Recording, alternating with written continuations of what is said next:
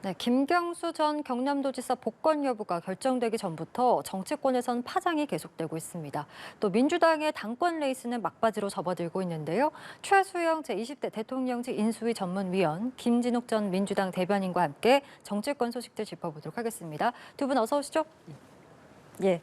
자, 김경수 전 경남도지사 복권 여부를 놓고 정치권 내 갑론을박 이어지고 있습니다. 일단 한동훈 대표 같은 경우에는 복권에 반대하는 것으로 파악이 됐는데 대통령실과 지금 친윤 계선 좀 이 자체를 불쾌해하는 그런 분위기도 지금 보이고 있습니다. 글쎄요, 좀 당정 갈등의 우려도 나오고 있고요. 어떻게 상황 보고 계신지요? 네, 사실 뭐 대통령의 고유 권한인 사면 복권에 대해서 여당 대표가 좀 의견을 낸다는 건 좀 이례적이긴 한데 그럼에도 불구하고 그렇게 뭐 의견을 내지 못할 정도의 사안인가라는 저는 생각이 들어요. 왜냐하면 지금 보수 진영이라든가 중도층 내에서도 김경수 전 지사가 과연 그 사면 복권될 자격이 있느냐. 그러니까 민주주의 공론의 장을 훼손시키고 왜곡시킨 이 장본인인데 더더군다나 반성하지도 않고 본인은 사면 복권을 원하지도 않는다고 얘기했기 때문에 굳이 그런 사면을 시켜줘야 하느냐는 그런 반대 의견이 있는 것도 사실이에요. 근데 대통령은 어떤 그 국민화합과 그다음에 어떤 용서와 화해 이런 차원에서 이제 말하자면 사면 복권을 추진할 수는 있으나 그 국민의 직접적인 의견을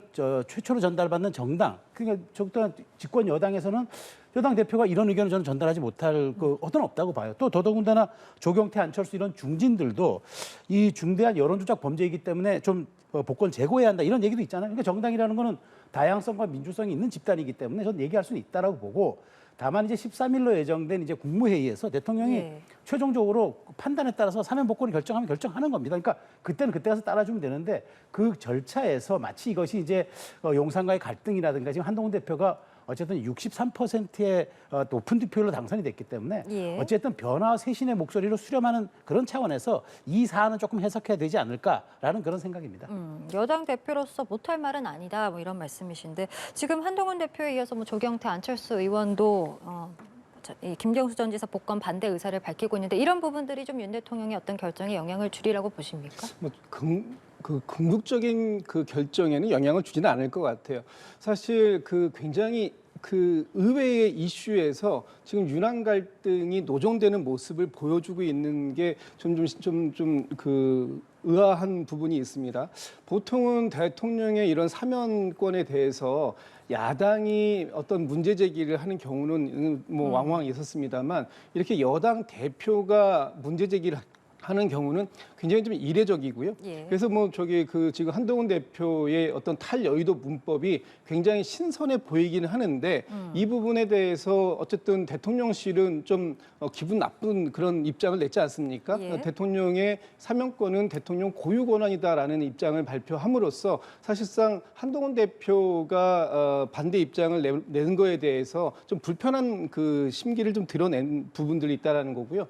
지금 김경수 전 지사에 대해서 복권을 반대한다고 하시는데 한동훈 그 대표가 법무부 장관 시절에 김경수 전 지사에 대한 사면권에 대해서 본인도 동의했던 거 아닙니까? 그런데 갑자기 뭐 당시에는 국민 통합을 명분으로 사면에 대해서 동의하시고 지금은 또 뭐 그 다른 이유를 가지고 복권하는 것을 반대한다라고 얘기하는데 다른 분들은 몰라도 한동훈 대표는 이런 말씀을 좀 하시면 안 될 것 같고요.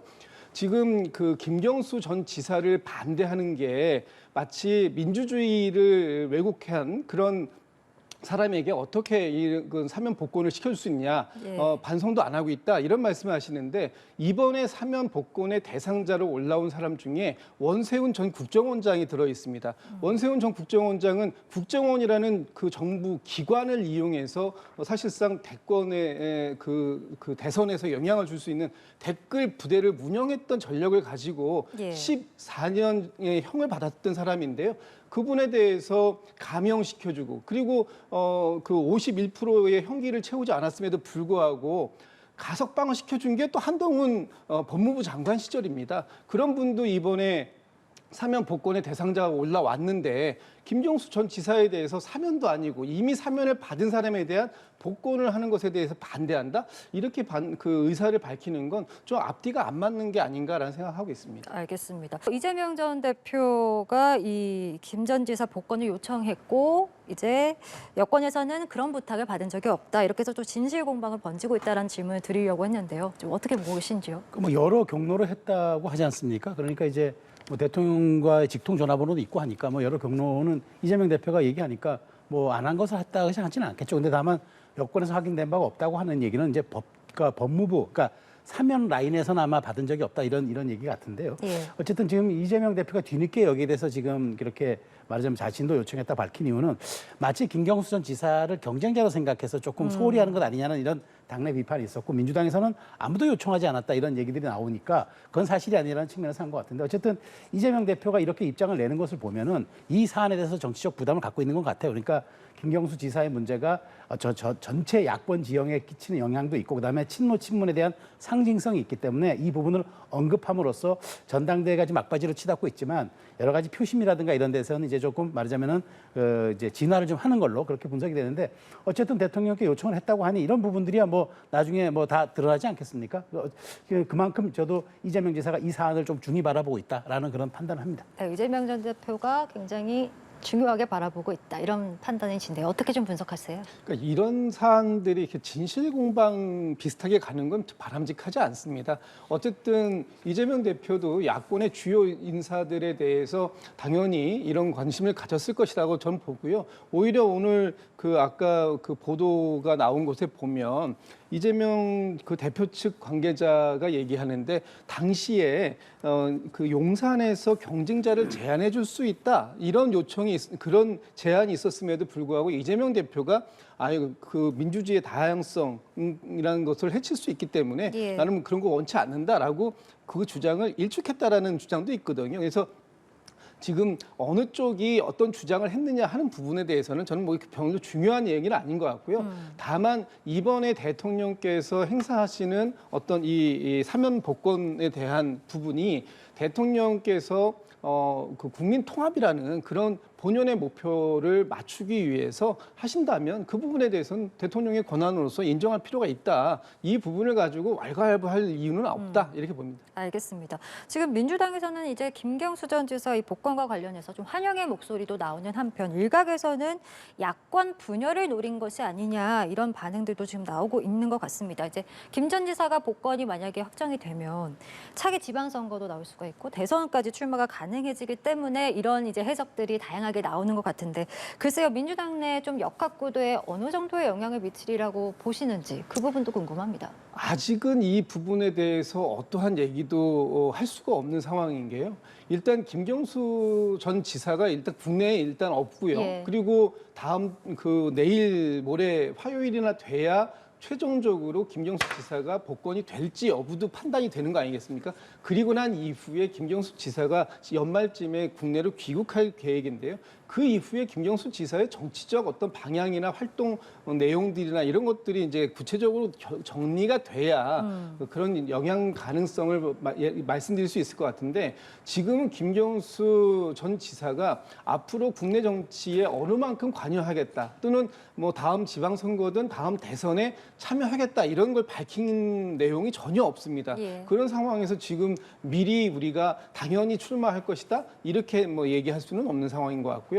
앞으로 당내나 또 당에서 지금 현재 이재명 대표를 중심으로 한 굉장히 견고한 그런 지도 체제가 만들어지고 있는 상황 속에서 다음 차기 대선까지는 경선까지는 2년이 넘는 시간이 남아 있기 때문에 예. 그 과정들에서 좀 지켜볼 필요가 있겠다. 지금 당장 예단하고 뭔가를 영향력을 판단하는 것은 너무 섣부르다 이렇게 보여집니다. 예단하고 미리 단언할 수 있는 사안은 아니다 이런 이제 말씀이신데 뭐 그럼에도 불구하고 불구하고 계속 이런 해석들이 나올 수밖에 없는 것 같아요. 일단 김경수 전 지사 같은 경우에는 특별 사면 때도 받고 싶지 않은 선물을 받았다 네. 이런 이제 이야기를 했기 때문에 실제로 복권이 이뤄졌을 시에 정치 행보에 나서게 되는 것인지 그리고 네. 나서게 된다면 그 시점은 어느 정도가 될 것인가 그 부분에 대한 해석까지도 벌써 나오는 것 같아요. 그렇죠. 그러니까 왜냐하면 이 한마디로 압축하면 이재명 대표의 사법 리스크예요. 그러니까 10월 달에 지금 선거법과 위증교사에 대한 1심 판결이 내려지잖아요. 그러면 이제 1심 판결이라는 게 실제 뭐 법적 효력을 가져서 3심까지 가는 제도에서는 이게 뭐 당장 끝나는 건 아니지만 어찌됐건 야권의 대표적인 그 대선 주자가 유력한 대선 주자가 1심에서 유죄를 선고받았다. 이건 대단히 큰 사안이죠. 자, 그런데 지금 현재로서는 지금 대항마가 없어요. 전 김부겸 전 총리, 임종석 전 실장, 뭐 이런 그다음에 박용진 전 의원 이런 분들이 거론은 되지만 실질적으로 동력을 가질 수가 없는 상황인데 김경수 지사가 발목에 족쇄를 다 풀어버렸다. 정치적 족쇄를. 그렇다면 이거는 상당한 문제죠.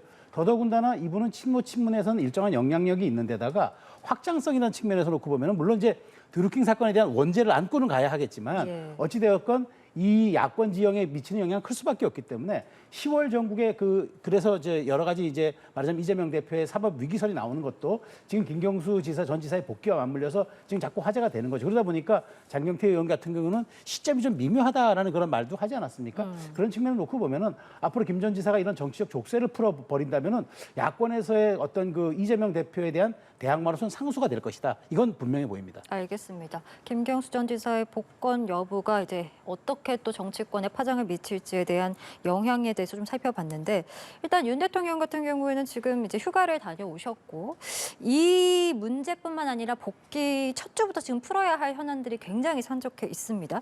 야당 단독 처리 법안들에 대해서 일단 거부권을 행사할지 그 여부도 관심인데 글쎄요 순서대로 거부권을 행사해 나갈 것인가 아니면 일괄 처리로 강행할 것인가 이 부분에 대해서는 좀 어떻게 예상하시는지요? 그래서 이제 그 이번 주에 그런 결정들이 다 나올 것 같은데요. 이번 주 화요일 날 이제 국무회의가 있지 않습니까? 국무회의에서 첫 번째는 방송 4법에 대한 부분, 그다음에 25만 원 지원금 부분, 이 부분에 대해서 저는 제가 볼 때는 일괄 두 법안 그러니까 이 두 개에 대한 사안을 갖다가 일괄적으로 거부권을 행사하시지 않을까. 그리고 이제 이날 그 국무회의에서 이번 광복절 특사 부분도 함께 처리가 될 문제이기 때문에 아마 그런 걸로 좀 하지 않을까라는 생각이 들고요. 그다음에 이번 주에 굉장히 중요한 또 일정이 하나 있는 게 광복절입니다. 예. 광복절 같은 경우에는 대통령께서 광복절 메시지를 어떤 걸 낼까 하는 부분이 굉장히 또 주목이 받는데 이번 광복절에서 지금 이종찬 광복회 회장께서 광복절 기념식에 참석하지 않으시겠다라는 그런 걸 지금 미리 말씀을 하고 계시기 때문에 그 부분도 어떻게 될지 좀 봐야 될 것 같아요. 어쨌든 독립기념관장이라든지 또 그런 계열에 있는 분, 뉴라이트 계열에 계신 분들을 임명함으로써 지금 광복회가 상당히 화가 많이 나신 상황인데 이 부분을 또 윤석열 대통령께서 어떻게 풀어내실지 이번 주에 좀 관전해야 될 포인트가 좀 여러 개가 있는 것 같습니다. 네, 여름 휴가를 마친 윤석열 대통령 풀어야 할 산적이 맞습니다. 그렇습니다. 지금 뭐 말씀하신 것처럼 사실상 지금 정부로 이송된 이른바 이제 방송 4법과 여러 가지 이제 그런 지금 현안에 대한 그 거부권 행사를 저는 아마 제2요구를 할 걸로 봅니다. 왜냐하면 여당에서 요구했고 대통령도 이렇게 여야 합의로 오지도 않고 그다음에 일방적인 여야당의 폭주로 이루어진 입법에 대해서는 분명히 거부 의사를 밝혔기 때문에 저는 한다고 보고요. 지금 말씀하신 것처럼 8.15 경축사도 제가 좀 주목하는 부분입니다. 왜냐하면 대통령이 1년에 2번의 메시지를 내지 않습니까? 3.1절 경축사와 8.15 경축사인데 3.1절은 통상 주로 외교안보에 관한 그런 메시지를 많이 담습니다. 중요한 이제 뭐 대일관계, 대미관계도 다 거기서 나왔고요. 근데 중요한 건 이제 8.15 경축사는 대부분 국내 정치 현안에 대한 얘기들이 많습니다. 물론 이제 일본과의 관계에 대한 얘기는 나오지만 지금 특별하게 그렇게 현안이 없기 때문에 저는 뭐 이제 대일 외교에 관한 얘기는 안 나올 걸로 보고 중요한 거는 대통령께서 그렇다면 지금 떨어진 지지율을 어떻게 다시 회복하고 국정 동력을 조금 다시 박차를 가하고 그다음에 하반기에 대한 이제 국정 운영 방향을 잘 설명하는 그런 계기가 되고 또 실질적으로 이명박 전 대통령이나 역대 대통령들이 8.15 경축사를 통해서 정국을 전환시킨 사례들이 많았습니다. 그래서 저는 이번 휴가 기간 대통령께서 숙고하신 그런 여러 가지 정국에 대한 방안들을 아마 8.15 경축사에 잘 녹여내고 한다 그러면은 다음 주는 또 여권 입장에서는 약간 터닝 포인트 할 수 있는 그런 좀 반전의 계기가 또 마련될 수도 있지 않을까라는 생각을 해봅니다. 알겠습니다. 8.15 광복절이 두 분 다 이제 좀 그 경축사에 주목을 하고 계신 것 같습니다. 저희는 민주당 당권 레이스 얘기도 해봐야 될 것 같습니다. 지금 레이스가 이제 후반부로 접어들었고 어제 진행된 경기 지역에서 이재명 전 대표가 90% 넘게 득표율을 하면서 이제 쐐기를 받고 있는 상황인데 지금 최고위원 경선 같은 경우에도 여전히 혼선이지 않습니까? 글쎄요, 지금 뭐 워낙 후보자 간 격차가 크지가 않아서 좀 어떻게 예상하고 계신지요?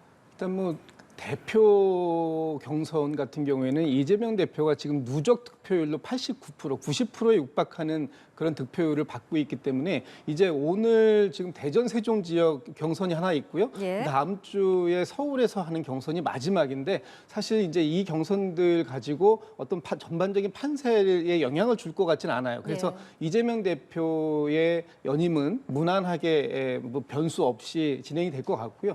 지금 남아있는 문제가 지금 최고위원입니다. 최고위원 5명을 선발하는데 이 중에서 김민석 후보가 조금 그 여유 있게 1위를 하고 있는데 2등부터 5등, 6등까지의 격차가 굉장히 타이트하게 좁혀져 있습니다.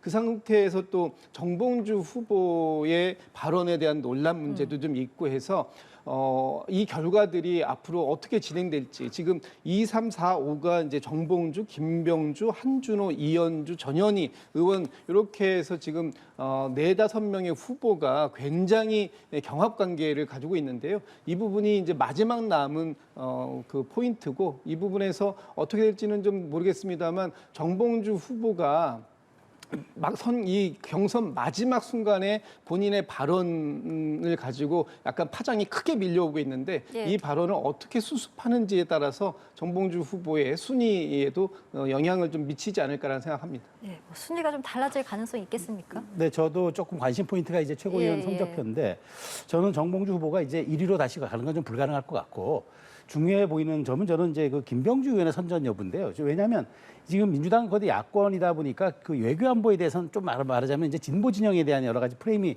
좀 적용되잖아요. 근데 이분이 이제 육군대장 출신인데 초반에는 압도적인 2위와 이제 선두를 달리다가 지금 막 이른바 저기 명석한 논란. 그러니까 이재명 대표 옆에는 김민석과 한준호가 있어야 한다. 이 캠페인이 이제 커뮤니티에 진행되고 나서부터는 뒤로 밀리고 이제 한준호 의원과 이제 말하자면 이제 김민석 의원이 쭉 치고 올라왔거든요. 근데 저는 이제 김병주 의원 같은 경우 육군대장 출신의 외교안보 전문가이기 때문에 이런 분들이 과연 민주당 내에서 이른바 강성 당원들로부터 선택을 받을 것인가. 이건 굉장히 중요한 포인트예요. 왜냐하면 민주당이 대선을 확장하기 위해서는 이재명 대표 여러 가지 사법 리스크지만 외교안보에 대한 어떤 그런 대안을 내놔야 되는데 이런 분들이 만일 이제 지도부에 입성한다 그러면은 이른바 강성 지지층도 약간 중도 확장에 대한 메시지를 낸다고 보지만 실제로 명석한 캠페인이 그대로 전개돼서 한준호 후보가 올라온다 그러면은 그거는 결국은 이재명의 사당화를 방증하는 그런 차원이기 때문에 아마 이 부분이 저는 민주당 당원들이 어떻게 선택할지가 매우 중요한 관심 포인트라고 저는 보고 있습니다. 알겠습니다. 저희 오늘 두 분 말씀을 좀 여기까지 들어보도록 하겠습니다. 지금까지 최수영 제20대 대통령직 인수위 전문위원